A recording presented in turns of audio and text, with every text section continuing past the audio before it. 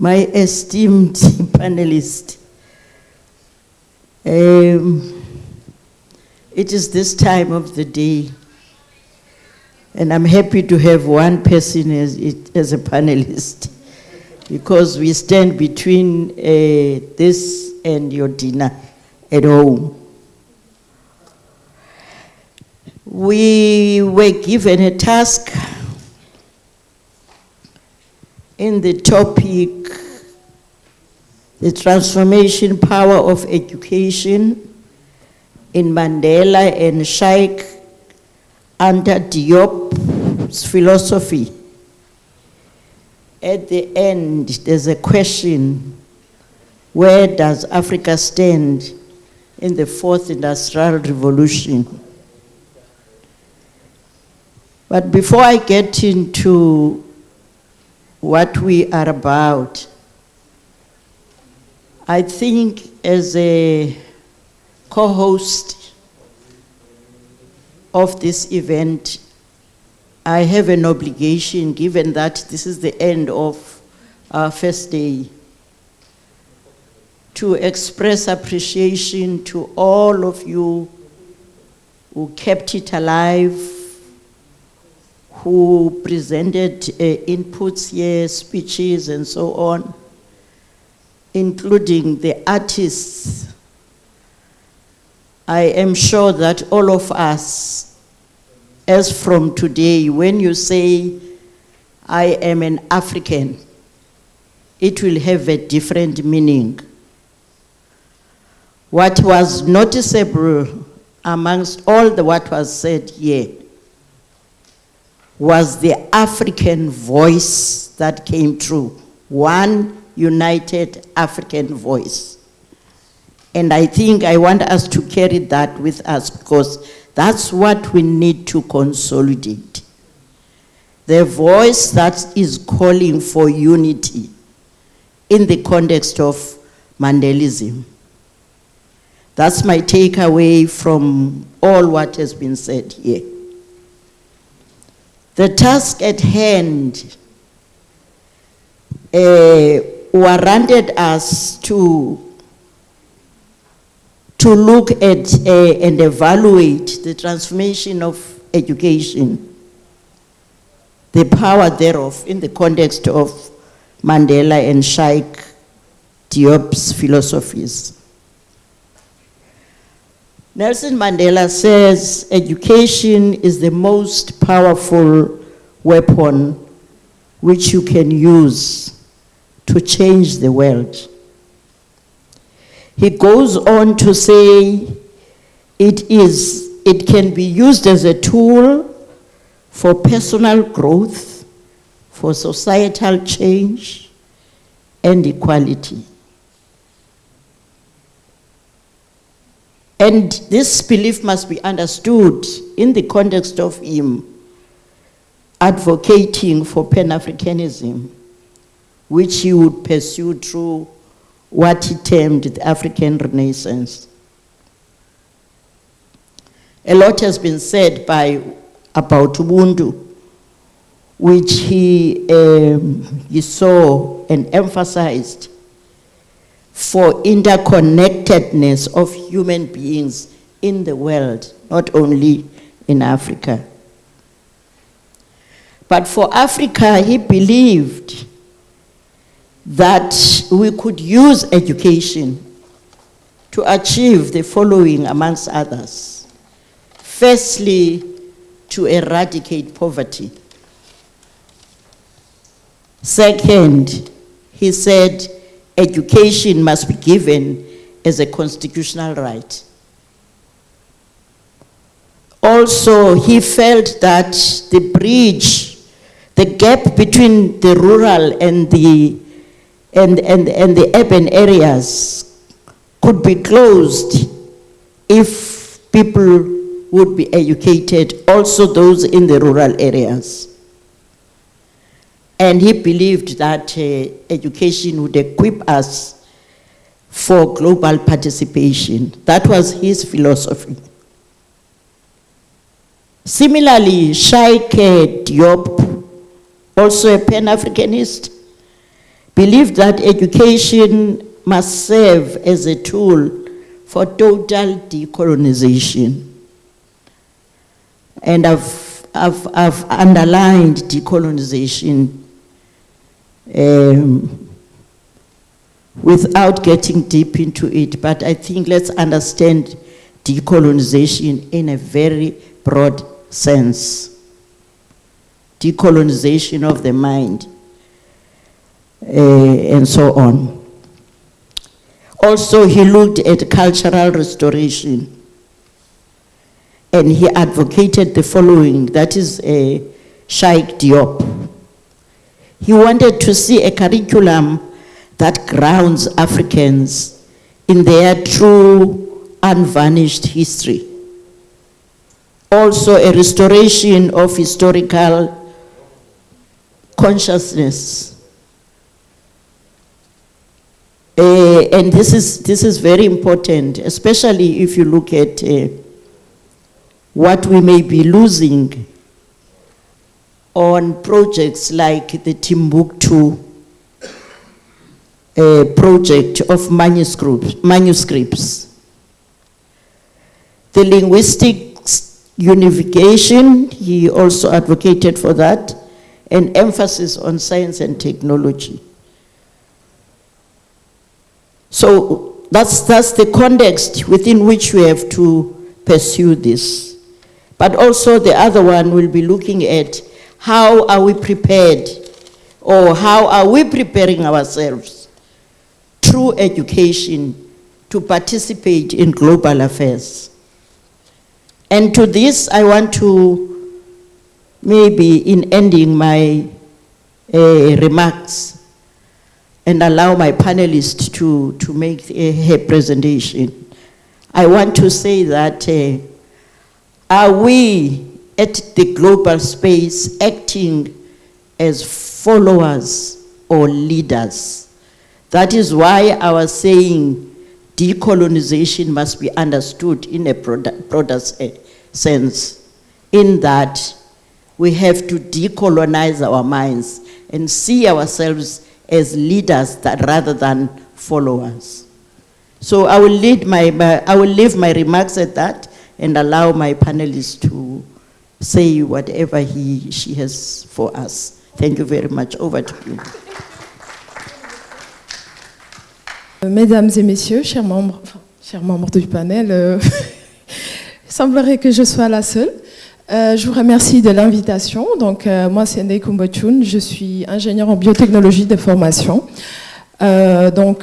Chercheur en bioprocédés vaccinaux à l'Institut de Pasteur de Dakar, où je travaille sur la conception et le transfert de technologies vaccinales. J'ai toujours été intéressée par le lien entre la science, l'innovation, la santé publique et le développement du continent. Lorsque Nelson Mandela parlait de l'éducation, que l'éducation était l'arme la plus puissante pour changer le monde, il ne parlait pas seulement de l'école. Il parlait de la capacité d'un peuple à comprendre son environnement, à décider de son avenir et à transformer sa société. Cheikh Anta Diop portait une conviction proche.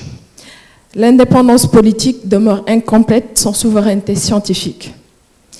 Autrement dit, un continent qui ne produit pas suffisamment ses propres connaissances reste dépendant des technologies, des choix et des priorités qui sont parfois peut-être définies ailleurs. Ces deux pensées prennent aujourd'hui une force particulière. Nous sommes entrés dans la 4e révolution industrielle, marquée par la convergence des biotechnologies dont je vais parler, de l'intelligence artificielle, du numérique, et des sciences des données, donc les big data. Et dans cette nouvelle économie, la richesse d'une nation dépend de plus en plus de sa capacité à produire, adapter et renouveler les connaissances, et non plus seulement à acquérir des technologies venues d'ailleurs. La question que je voudrais poser est donc la suivante. Comment l'Afrique peut-elle participer pleinement à cette révolution, au lieu d'en être seulement un marché ou une utilisatrice, comme ça a souvent été le cas? Mon propos est donc que cette participation exige d'abord une souveraineté scientifique. Donc je vais vraiment axer mon propos autour de la souveraineté scientifique et de l'éducation. Et les biotechnologies vaccinales nous offrent un exemple très concret pour comprendre comment cette souveraineté peut se construire et est en train de se construire. Parce que j'ai la chance de pouvoir observer cela de très près au quotidien. Donc maintenant, si on parle de l'éducation comme première infrastructure, comme chez Mandela comme chez Cheikh Anta Diop, l'éducation dépasse la simple transmission de savoir. Elle est un levier d'émancipation, un moteur de transformation sociale, ainsi qu'une condition de l'autonomie politique, surtout chez Cheikh Anta Diop. Cette idée rejoint la conception du développement défendu par Amartya Sen, qui est en gros que le développement ne se réduit pas seulement à la croissance économique ni à l'accumulation des ressources matérielles. Il consiste aussi à élargir les capacités réelles et à agir, comprendre, créer, innover, investir dans le capital humain. Et donc à la fois une politique éducative, une politique économique et une politique de souveraineté. Mais les compétences individuelles, aussi brillantes soient-elles, ne suffisent pas en réalité. L'innovation naît des interactions entre les universités, les organismes de recherche, l'industrie, les autorités publiques, les financeurs et les régulateurs. Elle dépend de la cohérence de tout un écosystème et c'est ça qu'il faut construire. C'est pourquoi la souveraineté scientifique ne signifie pas l'isolement ou l'autarcie. Elle désigne la capacité d'un pays à, comme je disais, produire, adapter, diffuser et s'assurer qu'elle a les conditions nécessaires à produire les connaissances dont il a besoin pour son développement. Les infrastructures, donc je disais, et les équipements sont évidemment indispensables. Mais ils ne constituent pas le véritable point de départ. Sans des femmes et des hommes formés, sans des institutions solides, sans recherche durablement financée et sans politique cohérente, une plateforme technologique risque de rester un investissement sans capacité autonome d'évolution. Les technologies peuvent être transférées, mais les capacités, elles, doivent être construites ici, sur place. Mais cette construction demande du temps. Les trajectoires des pays qui ont réussi un rattrapage technologique montrent qu'aucune souveraineté scientifique ne s'obtient par une succession de projets courts. Elle résulte d'un apprentissage continu, de l'accumulation d'expériences et surtout de la stabilité des institutions. Il faut donc accepter que les plus importants se construisent avec le temps, former une chercheure, bâtir une autorité de régulation robuste, et puis consolider une culture de qualité qui va produire ses effets. Mais ce sont précisément ces investissements patients qui, avec le temps, vont permettre d'accélérer la construction des capacités durablement. Et afin d'illustrer ce propos, je m'en vais prendre l'exemple des biotechnologies, plus particulièrement les biotechnologies vaccinales. Alors, les biotechnologies vaccinales constituent un excellent révélateur de cette réalité, car elles mobilisent simultanément la recherche fondamentale, l'ingénierie des procédés, les sciences réglementaires, la production industrielle, l'assurance qualité et surtout des hommes et des femmes qui sont bien formés pour mener ces projets à bout. S'il y a une chose que la pandémie de Covid-19 a révélée, c'était la vulnérabilité de l'Afrique. Avant cette crise, moins de 1% des vaccins utilisés en Afrique étaient produits localement pour une population qui avoisine les 18% de la population mondiale. Cette dépendance a montré en réalité qu'il ne suffisait pas de pouvoir acheter un produit ou même de disposer ponctuellement d'une ligne de production. Il faut être capable de comprendre une technologie, de l'adapter, de la produire de manière fiable et demain de la faire évoluer. Autrement dit, de véritablement posséder cette technologie. Et ceci s'avère d'autant plus crucial que durant cette même pandémie, selon le Measles-Rubella Combination Vaccine Supply and Demand Update de 2022, donc produit par l'UNICEF, le taux de couverture vaccinale pour la première dose pour les vaccins contre la rougeole a chuté de 95 à 71% entre 2020 et 2021. Et les cas de rougeole ont augmenté de 79% à l'échelle mondiale pendant les 2 premiers mois de 2022. L'Afrique ne peut donc plus compter sur la solidarité internationale ou des vaccins qui lui viennent de l'extérieur. Et c'est dans cette perspective qu'a été créé le Partnerships for African Vaccine Manufacturing, avec l'ambition de porter la production locale de vaccins à 60% des besoins du continent en 2040. Au Sénégal, cette ambition se manifeste par des initiatives comme le projet Madiba, dont vous avez probablement déjà entendu parler, le Manufacturing in Africa for Disease Immunization and Building Autonomy, donc, qui prévoit de produire non seulement les vaccins pour la vaccination de routine, mais aussi pour les pandémies ici au Sénégal. Il y a également le renforcement de l'environnement réglementaire avec l'atteinte du niveau de maturité 3 de l'OMS, donc objectif qui a été atteint par l'Agence sénégalaise de réglementation pharmaceutique. Mais également, il y a je peux citer des exemples qui sont des initiatives un peu plus à l'échelle continentale. Il y a Africa CDC, donc, qui fait des formations en bioproduction de façon très régulière. Moi, j'ai déjà eu l'habitude de participer à ces formations. Il y a le Developing Countries Vaccine Manufacturing Network, qui fait également des formations en transfert de technologie pour les scientifiques, les professionnels des pays du Sud. C'est une formation à laquelle également j'ai eu la chance de participer. Donc, en fait, les initiatives sont là, les capacités de production sont en train d'être construites. On a également le RTH, donc Regional Training Hub, qui se trouve à Diamniadio, et dont l'objectif est de dispenser des formations en bioproduction. Donc tout cela est en train de se construire. C'est des avancées importantes, mais construire des usines, encore une fois, ne suffit pas. La fabrication vaccinale est l'une des activités industrielles les plus complexes.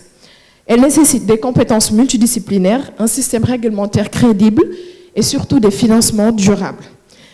Il faut également rappeler qu'un vaccin n'est pas seulement un produit biologique. C'est l'aboutissement d'une chaîne de confiance. Cette confiance repose sur la qualité des données, sur la robustesse des procédés, la surveillance réglementaire et la capacité à garantir lot après lot la qualité du produit. Autrement dit, un système d'assurance qualité robuste. Donc, développer une industrie vaccinale revient à renforcer simultanément la recherche, la production, les activités réglementaires, l'assurance qualité. Et c'est ce qui rend ce secteur si exigeant, structurant à cause du nombre de compétences scientifiques qu'il mobilise. Mon expérience professionnelle dans le développement de procédés et les transferts de technologies vaccinales m'a permis d'observer cette réalité de près.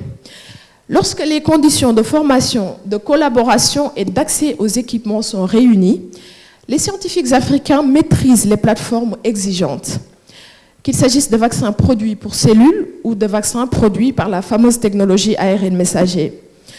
Et il faut savoir qu'avant la pandémie de Covid-19, les vaccins ARN messagers, en réalité, représentaient 0% des vaccins autorisés chez l'humain. En quelques années, cette technologie donc est passée du stade expérimental à environ 75% des pays et territoires dans le monde qui sont en train d'utiliser cette technique pour produire des vaccins et d'autres types de traitements. Les candidats à vaccins développés aujourd'hui dans les institutions africaines, chose que l'on croyait totalement impossible il y a quelques années. Moi, vous pouvez me croire, je suis rentrée au Sénégal il y a 7 ans. Et franchement, j'ai vu la mise en place de cette capacitation, ce capacity building. Donc les chercheurs africains qui sont là, qui utilisent des plateformes de pointe pour faire, c'est des choses qu'on croyait impossibles il y a encore 10 ans. Et donc tout ceci en apporte la démonstration concrète. En revanche, il y a des obstacles rencontrés qui ne relèvent pas forcément d'un manque d'aptitude scientifique. Mais ils se situent souvent dans l'écosystème. La disponibilité des matières premières, la lenteur des procédures, les procédures d'approvisionnement, les contraintes logistiques et réglementaires, transférer une technologie d'un pays comme les États-Unis ou un autre qui n'ont pas les mêmes contraintes réglementaires que nous, suppose un travail entre les autorités régulatrices nationales et puis la dépendance parfois de financement externe ou encore la nécessité d'adapter les procédés aux réalités africaines. Par exemple, les contraintes de la chaîne du froid Et c'est quelque chose dont on s'est rendu compte, encore une fois, pendant l'épidémie de Covid-19. Et ça, c'est quelque chose qu'on a toujours à l'idée au moment de développer un vaccin. Parce que développer un vaccin qui va revenir à la pharmacie à 25 000 aux citoyens sénégalais moyens, dans nos pays, au contexte de ressources limitées, ça n'a pas de sens. Donc en fait, il faut garder à l'esprit ou produire un vaccin qui a besoin d'être conservé à moins 80 degrés, ça va rapporter encore une fois une contrainte technique qui peut paraître anodin en Occident ou dans d'autres pays, mais facilement compliqué dans le contexte de nos pays à ressources limitées. Et donc, il y a quand même cette idée de réduction des cost of goods, sans évidemment sacrifier à la qualité, mais en tout cas les adapter à nos réalités locales. Cela change profondément la manière de poser le problème. La souveraineté scientifique ne se mesure pas seulement au nombre d'usines construites ou au nombre de doses produites. Elle se mesure à la capacité durable d'un pays, à comprendre les technologies, à les améliorer et à former la génération suivante à créer les innovations, parce qu'il faut constamment innover. Production industrielle et construction de capacités ne s'opposent pas et doivent avancer ensemble. Et ce à quoi ça me fait penser, c'est qu'il y a 3 implications pour les politiques scientifiques africaines. Que devons-nous en déduire? Je voudrais retenir 3 priorités. La première est d'investir simultanément dans les infrastructures et dans les compétences. Chaque investissement dans une plateforme technologique, une plateforme scientifique, devrait s'accompagner d'un plan de formation, de développement des écoles doctorales, de soutien aux jeunes chercheurs, de renforcement des carrières scientifiques et de mobilité, particulièrement compliquée dans le contexte de nos pays africains, où souvent la mobilité des chercheurs rencontre comme obstacle les demandes de visa. Donc voilà. Et une technologie de ce fait ne devient réellement locale que lorsque les compétences nécessaires à son utilisation, à sa maintenance et à son évolution le deviennent également. La deuxième priorité est de mieux gouverner les écosystèmes d'innovation. Les universités, instituts de recherche industriels, autorités réglementaires, financeurs et décideurs publics ne peuvent agir en silo, ils ne peuvent agir qu'ensemble. La coopération doit être organisée autour d'objectifs communs, de mécanismes de financement cohérents et surtout d'une vision à long terme. L'État a un rôle essentiel ici. Non seulement corriger les insuffisances du marché, mais aussi orienter les investissements stratégiques, prendre une part du risque technologique, parce que la fabrication de vaccins est un process très lourd en investissement et les privés ne peuvent pas prendre tous les risques seuls. Et enfin, la troisième priorité est de penser à l'échelle régionale, par des stratégies. Moi, je pense que l'idée, ce n'est pas que tous les pays africains et chacun fassent la même chose, parce que de toutes les façons, on va se retrouver avec un marché pas forcément pertinent. L'idée, c'est qu'il y ait par exemple des pôles qui se spécialisent dans la recherche et le développement, d'autres dans la production, d'autres dans la formation. On doit mutualiser en fait nos forces. Et moi, je pense que ça a déjà commencé, comme je l'ai dit tout à l'heure, avec des initiatives comme le PAVM. Et ces priorités rejoignent également l'agenda 2063 et la stratégie africaine pour la science, la technologie et l'innovation. Le défi n'est donc plus de formuler des ambitions. Il est de les traduire en des financements prévisibles, en institutions fortes, en coordination et en mécanismes de mise en œuvre mesurables. Il faut qu'on puisse savoir le nombre de chercheurs formés, pas seulement le nombre de doses produites dans une usine de vaccins, et puis surtout maîtriser nos transferts de technologie, que ce ne soit pas juste des transferts de technologie, mais en fait la construction de compétences, que nous puissions ici nous-mêmes maîtriser ces technologies, les reproduire et innover. Et donc pour en venir à ma conclusion, les enseignements des biotechnologies vaccinales dépassent largement le domaine de la santé. Les mêmes conditions, capital humain, institutions scientifiques, capacité d'absorption, financement durable et apprentissage collectif déterminent aussi notre avenir dans l'intelligence artificielle, les technologies climatiques, les sciences des données ou la biofabrication. Tous ces domaines-là sont en réalité des domaines qui se joignent. La 4e révolution industrielle nous oblige donc à reconsidérer les fondements même du développement. Dans une économie où la connaissance devient la principale source de valeur en réalité, la souveraineté ne dépend plus seulement de notre capacité à produire des biens ou à acquérir des équipements. Elle dépend de notre capacité à produire les connaissances qui rendront possibles les initiatives futures. Nous devons être capables de produire ici sur place les vaccins dont on a besoin, les vaccins de nos vaccinations de routine, et c'est en train de commencer à se faire. Relire Nelson Mandela et Cheikh Anta Diop aujourd'hui, c'est retrouver une vérité simple mais exigeante. L'émancipation commence par la maîtrise du savoir. Les scientifiques africains ont déjà démontré, et ça c'est une chose à laquelle j'assiste au quotidien, qu'ils pouvaient maîtriser des technologies complexes. Notre responsabilité collective est maintenant de construire autour d'eux les institutions, les financements et les politiques publiques qui permettront de transformer ces compétences individuelles en capacités collectives.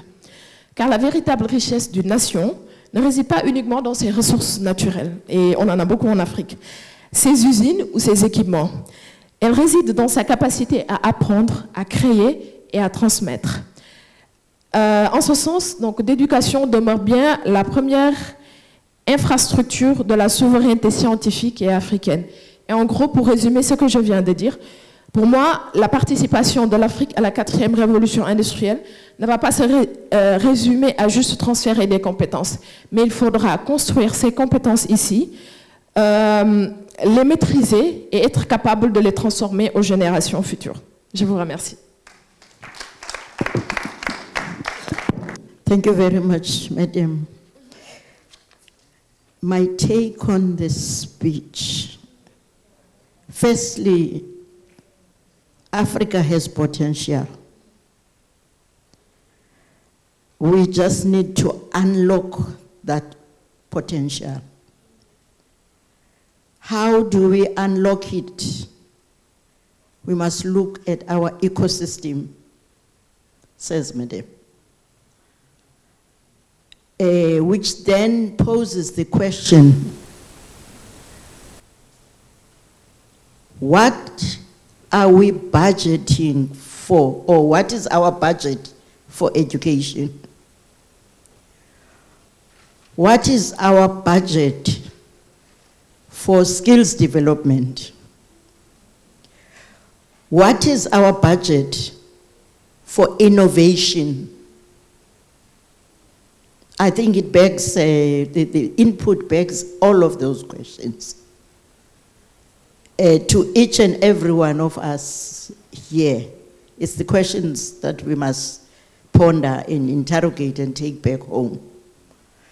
But I'm quite excited to say we see by example that the potential is there. We see in you. Ours is to replicate and have more of you. Ours is to diversify so that other areas also have experts of your kind.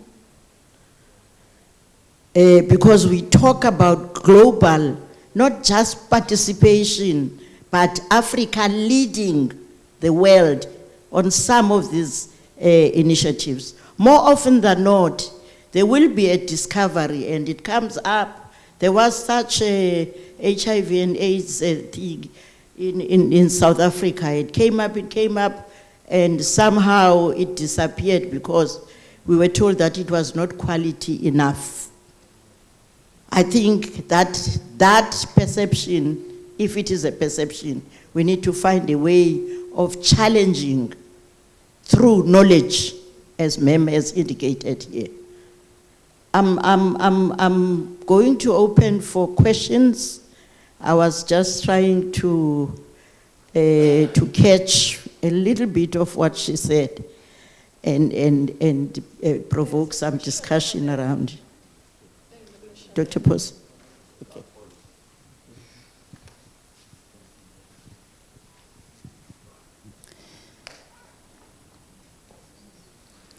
Thank you so much, moderator, and our great presenter for a very good presentation. In as much as you all have insisted on the issues of resources and the budget we allocate for education.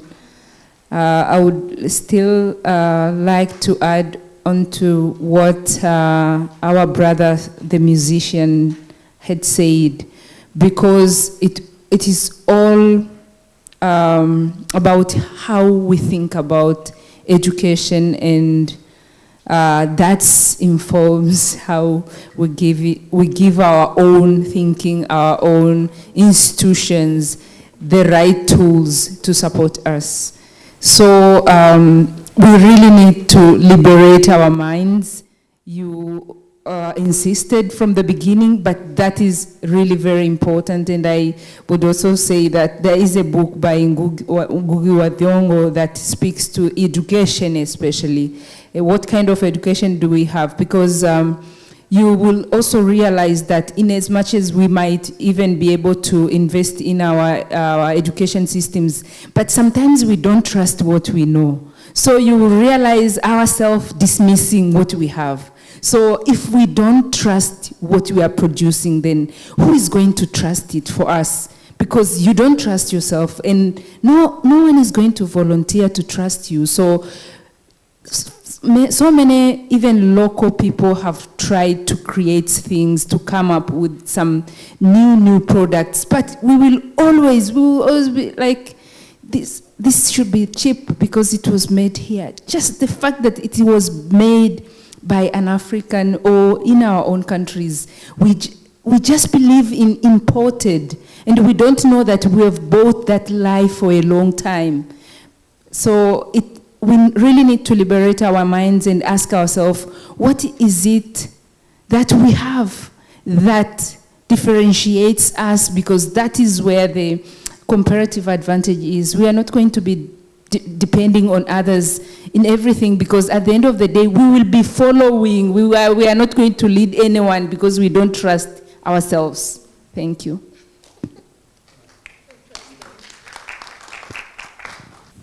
Thank you, Chair, and thank you, presenter. I must start by a disclosure. I'm the chairman of Rubik One Health in South Africa. We also involved in your space. See, you've heard about us. It is chairman talking now. Which vaccines are you focusing on? That's number one. And because it's important for Africa that we all take those initiatives. The lessons we learned during COVID were terrible. We're totally dependent on US, Pfizer, UK, AstraZeneca, and others. China came with their own thing. We had nothing. So now it's good that Africa is waking up. So I'm very happy to hear what your presentation is, because I understand everything you say. But for both human and animal vaccines, that's the focus we should be looking at. Is that what you're looking at? That's my first question. My second question is, and I know it's not fair, what's your prediction of the next pandemic?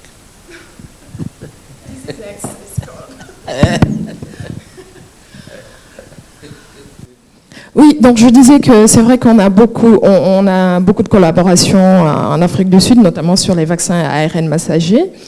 Et là, par exemple, ce sur quoi on a plus de focus, c'est Measles and Rubella, donc rougeole rubéole, qui est un vaccin qui fait partie du calendrier de vaccination de routine au Sénégal.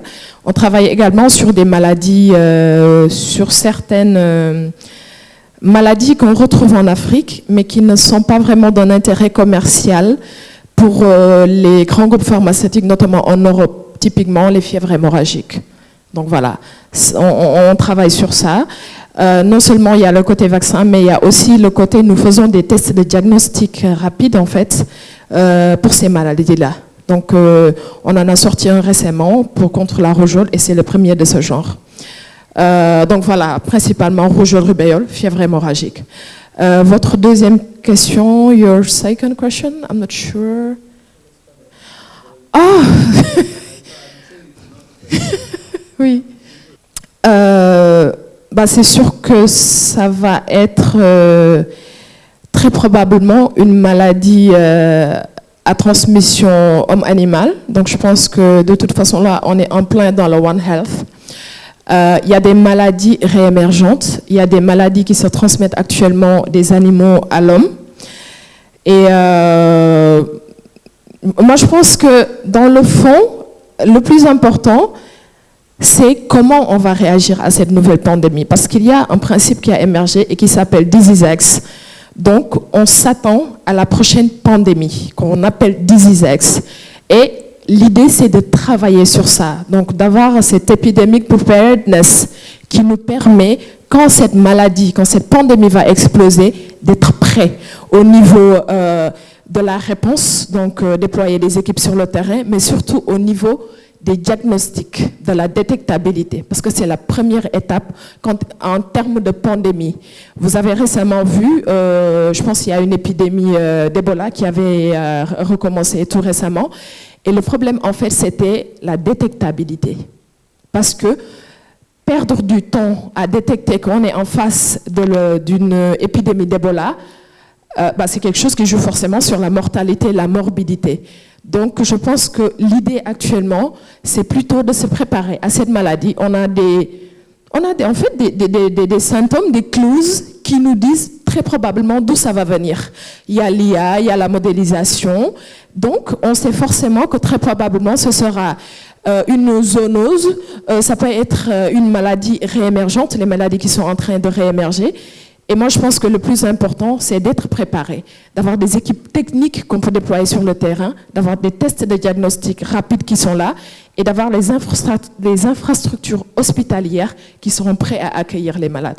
Moi, je pense que si on parvient à atteindre ça, peu importe la maladie à laquelle on va être confronté, on a déjà assez de connaissances sur les virus, sur les bactéries et principalement sur les virus. Et c'est très probable que ce sera une maladie virale. L'organisme accrédité, on va dire, ou avec la légitimité, en tout cas à l'échelle mondiale, pour coordonner les politiques de santé à l'échelle continentale des pays.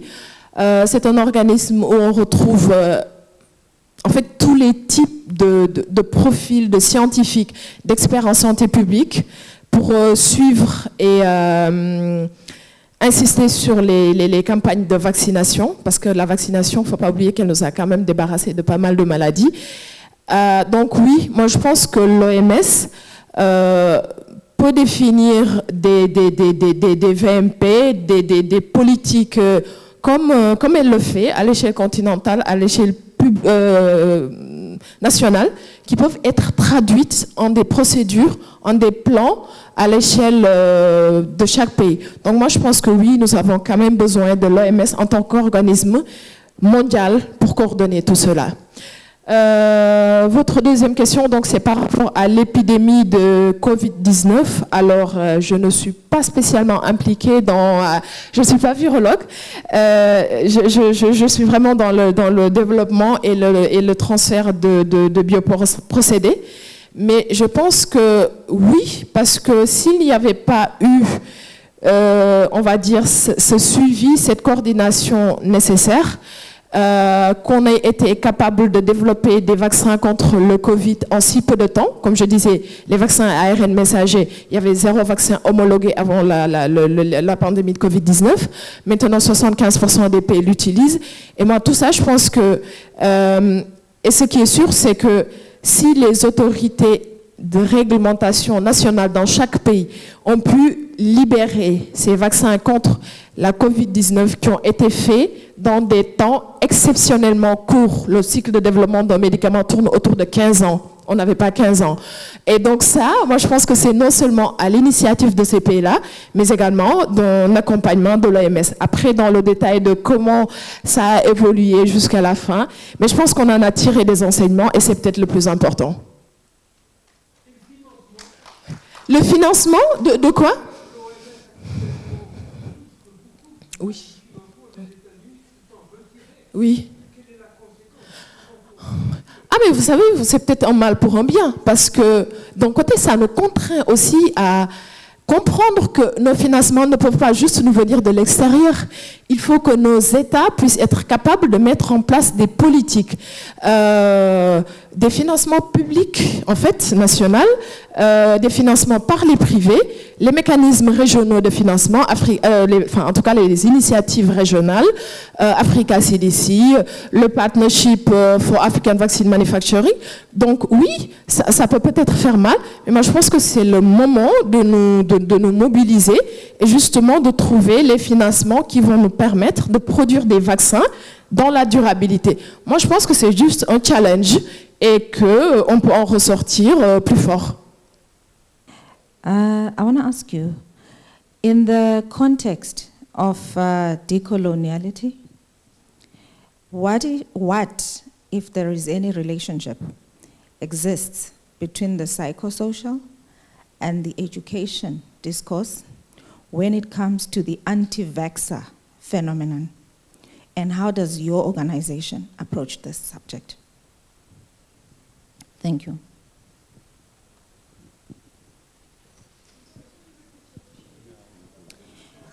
Okay, so think of the decoloniality subject, and then think of whether there's a relationship between the psychosocial and the education discourses. So how people think and whether they are educated or not in our society, and then how that affects the anti-vaxxer phenomenon. So you know there were people who were not willing to get vaccinated with COVID, and they were basing it on religion, or it was education, misinformation, and all of that. So within the context of decoloniality and education, what are your thoughts on that, seeing as you are in the vaccines industry? Recently we had COVID, you know, and we had people who refused to get vaccinated. Is that connected to education? Is it a psychosocial issue? Have you thought about it? And how would you approach that going forward? Thank you.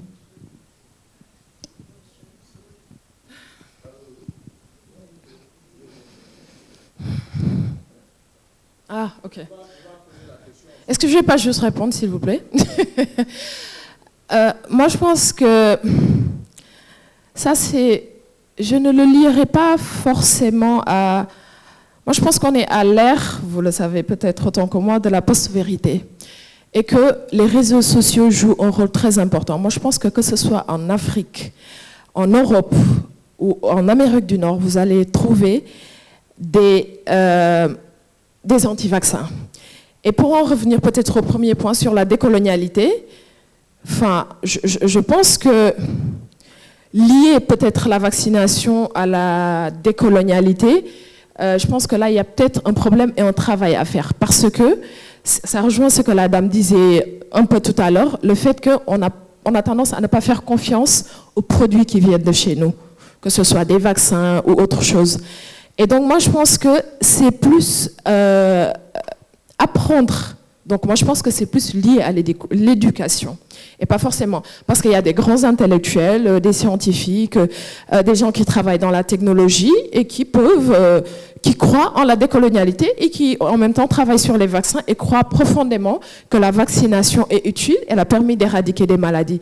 Donc, moi, je pense que c'est l'éducation plus. C'est l'éducation. C'est la vitesse de circulation des informations avec les réseaux sociaux. C'est le fait qu'on est dans une ère de post-vérité. Et que voilà, donc des choses pas forcément scientifiquement justifiées circulent très vite. Donc pour moi, c'est l'éducation et c'est là où effectivement il est fondamental d'insister sur l'éducation. Qu'est-ce qu'on veut apprendre à nos enfants, leur expliquer dès le bas âge, les intéresser à la science, leur montrer les preuves que la science a faites, les maladies qui ont été éradiquées grâce à la vaccination. Et dans le contexte, par exemple, moi, de mon organisation, je pense du Sénégal en général, je pense qu'il y a la communication. On a un grand département de communication, comme c'est le cas dans toutes les entreprises. Et il y a aussi, je ne peux pas vous confirmer que l'on travaille spécialement avec eux, mais en fait, il y a les relais locaux au Sénégal et dans beaucoup de pays. Donc, il y a des relais locaux qui servent d'intermédiaires entre les autorités de santé publique et la population générale. Au Sénégal, on peut les appeler des Badjenougor, des choses comme ça, mais c'est des relais communautaires, c'est des relais locaux. Et je pense que c'est extrêmement important, justement, d'impliquer ces gens-là dans nos politiques, parce que produire un vaccin s'accompagne aussi d'une conscientisation de la population, que la population soit prête à recevoir ce vaccin. Et ça, c'est un travail qui commence bien en amont. Ça touche à la santé publique. Et moi, je pense que c'est un travail des autorités de santé publique et des relais communautaires.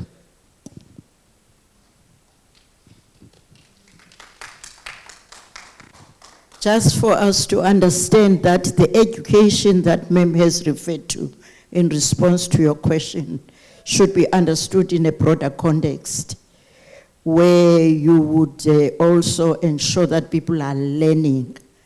And it has not so much to do only about academics. We go to a village, post-democracy in South Africa. We are busy installing electricity in the rural areas. We come to this home, an old mother stays alone, and we tell her that we have arrived, ANC, charged up. We are installing electricity for an old woman. We think that is a good thing. And she says, no. Why? No, I'm going to lose my ancestors. If there's electricity, so your psychosocial, I think for me, comes in there. Because there's that stereotype that if there's a light, a bright light in my house, the ancestors run away. So there would be that, and the education then must be understood in that context. I thought I should just add on that. Merci beaucoup, madame. Je suis venu en retard, mais j'ai une remarque et une question. Je ne sais pas si vous avez récemment la déclaration de la politique étrangère américaine sur le financement de la santé en Afrique, où ils ont décidé finalement, non seulement ils suppriment l'aide globale à l'OMS, mais ils vont pays par pays en imposant que chaque pays signe avec eux des accords dans lesquels on permet que les données de ces pays-là soient exploitées par le système américain qui peut en faire ce qu'il veut. Ce qui est extrêmement effrayant. Alors quand j'ai lu ça, je me suis dit, est-ce que les pays africains vont s'y résoudre? Malheureusement, j'ai vu que récemment, la RDC a signé un accord comme ça avec eux. On a fait une grande publicité en disant que l'aide américaine a apporté sur tant de millions de dollars pour accompagner le système de santé du Congo. Mais on n'a pas vu que derrière, il y a l'accès à toutes les données qui permettent donc à l'industrie pharmaceutique américaine et aux autres données, utilisateurs de données américains, de façonner une certaine façon de mettre la main mise sur les richesses du Congo. Si vous en êtes au courant, c'est peut-être l'occasion, franchement, de sensibiliser beaucoup de pays sur ça, parce qu'on va droit dans le mur. On perd notre souveraineté biologique et tout. Ça, c'est une remarque. Maintenant, ma question, quand je rentrais, vous disiez qu'il n'y a aucun risque, aucun doute qu'il y aura une nouvelle pandémie, et vous avez dit que ce sera très certainement d'origine virale. J'aimerais savoir pourquoi vous dites que c'est d'origine virale et pas d'ailleurs, pas d'une autre source.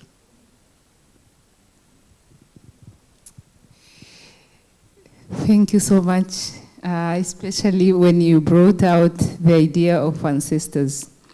So I also still got back to the point of our brother who has just left, who said we also have to rethink development. Or also, whatever that we want to introduce, also we have to make sure that the communities also understand, because if there is no buy-in, then the development for who? So if they are not in support of your ideas. There was a time our government in Tanzania introduced, like wanted to abandon some of the marketplaces, those open marketplaces where people put their products just on the floor and sell. And when the traders were told to move to the modern markets that with working in areas where we can have direct contact with soil. We can communicate with our ancestors easily when we have a rough day in business. So in buildings where it's like concrete and what, for us we fail to operate. But if you look at that when you are trying to come up with a program, like look at the social, cultural issues that will affect your program, because otherwise, for a long time, there are things that people have believed in, and it is very difficult for you to tell them no. Thank you.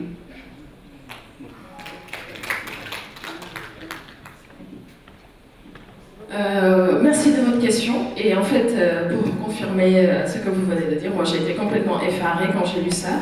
C'est une amie qui me l'a partagé. Et donc, effectivement, ça montre la vulnérabilité dont on souffre. En fait, il ne peut pas y avoir de souveraineté politique, on va dire, sans cette souveraineté scientifique, économique. Parce qu'effectivement, c'est des données qui peuvent permettre... les données, c'est tout, en fait. Maintenant, la connaissance, les données, c'est une mine d'or. Et les études qui pourront probablement être faites à travers ces données-là, pourront peut-être un jour donner naissance à des technologies auxquelles les Africains n'auront même pas droit. Donc c'est vraiment triste, mais effectivement, je pense que c'est un point qui mérite d'être un peu plus soulevé, en tout cas au niveau du grand public. Maintenant, pour en venir à votre question, c'est les statistiques, en fait. Regardez les dernières maladies qui ont provoqué une ou des pandémies à l'échelle mondiale. Et ça trouve son explication. On est en train de rencontrer un changement dans nos conditions climatiques,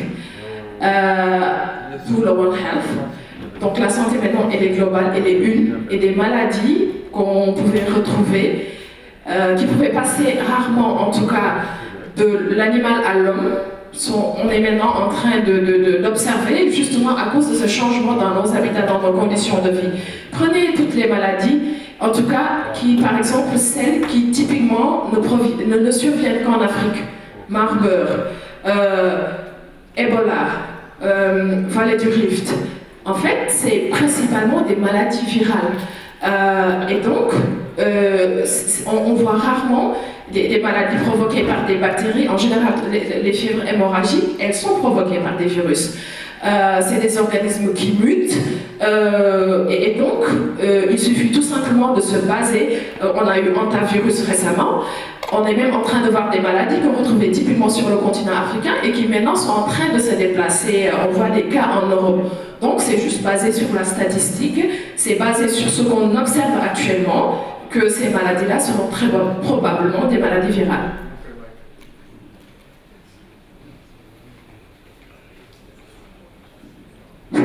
It would seem that we have lost translation and we are going to be lost in translation. So I would, even if we had more time, I'm not sure if it will still be useful for us to continue. Because if anything, colonization for this session has succeeded. That is why I support Sheikh Diop's call for one language, a common language for Africa. And that would have been Swahili. In conclusion, I wanted to remind us that we were talking about the transformative power of education. And then my summary took that to 3 blocks. I looked at the preparedness of Africa to participate as the ultimate objective. And then I narrowed it down to 3 categories. I looked at the country and I put it as sovereignty. What is it that we as South Africa or Senegal must do to be able to participate, to contribute to the development of the continent being able or enable the continent to participate in the world affairs? That's the first one. So I said the country then must look at its competitiveness. Are we competitive enough to be able to contribute to these various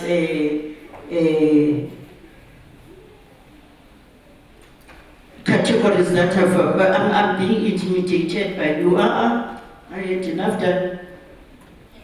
Not again. I was intimidated earlier, not again.